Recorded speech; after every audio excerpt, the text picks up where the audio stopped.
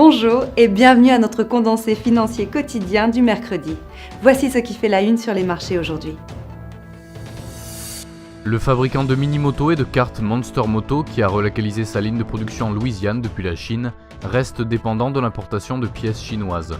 Le candidat à la présidence française Emmanuel Macron a déclaré lundi qu'il ne possédait pas de compte offshore ou d'héritage caché, moins d'une semaine avant le premier tour du scrutin. Le yen continue de se renforcer contre le billet vert, ce qui est généralement mauvais pour les actions japonaises, car cela écorne les profits des exportations. La paire euro-dollar reste indécise alors que l'indice du sentiment spéculatif reprend graduellement une position équilibrée. Le SSI de la paire livre-dollar rentre dans les zones de survente. De gros mouvements sont à prévoir à court terme.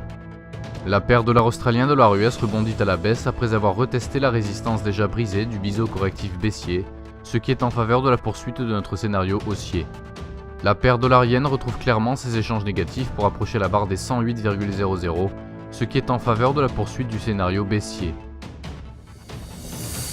Les demandes MBA de prix immobiliers aux États-Unis seront publiées à 11h GMT, l'indice des prix à la consommation pour l'eurozone à 9h GMT, la balance commerciale de l'eurozone à 10h GMT, l'évolution AIE des stocks de pétrole brut aux États-Unis à 14h30 GMT, le livre beige de la Fed aux États-Unis à 18h GMT et l'indice des prix à la consommation en Nouvelle-Zélande à 22h45 GMT.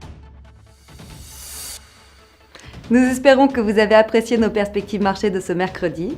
Nous vous souhaitons de la part de toute l'équipe une journée productive sur les marchés.